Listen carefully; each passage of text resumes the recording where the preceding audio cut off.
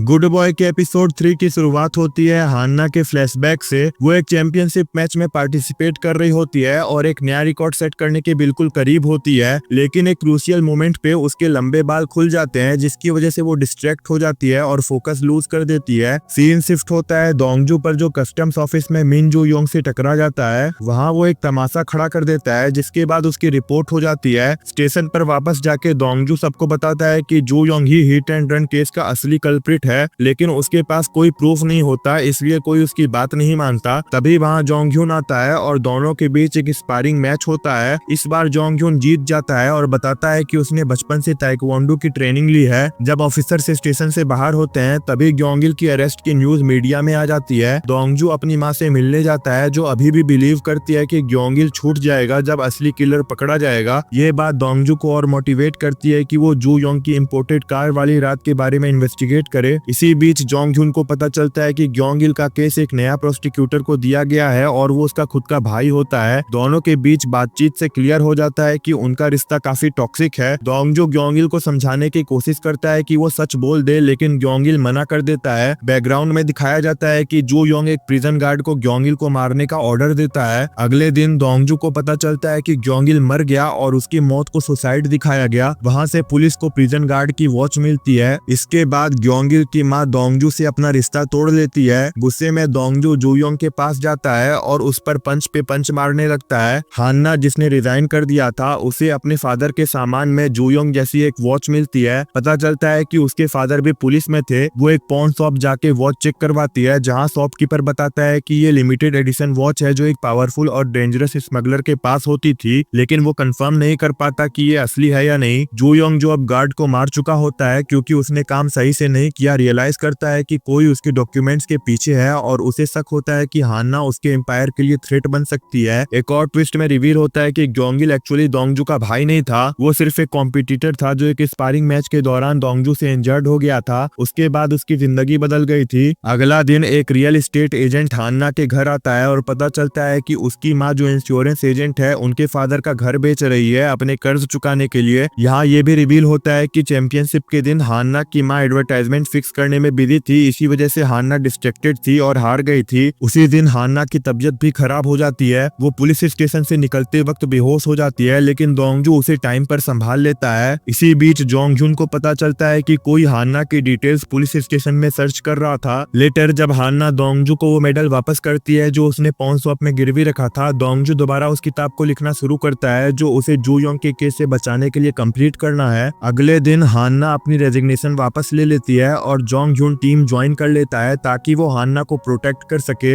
Episode के and में दोंगजू customs office में घुस जाता है और जू योंग का सामना करता है। वो उसे कहता है कि अब वो उसके पीछे आ रहा है। अगर आप चाहते हैं कि मैं इसके आगे और एपिसोड्स बनाऊं तो एम करता हूं 50 लाइक्स का। अगर इस वीडियो पे 50 लाइक्स कंप्लीट हो जाएंगे तो मैं नेक्स्ट एपिसोड बनाऊंगा। ये एपिसोड आपको कैसा लगा कमेंट में बताइएगा। वीडियो पसंद आया है तो लाइक करें, चैनल पे नए हो तो सब्सक्राइब करें। Thank you so much for watching.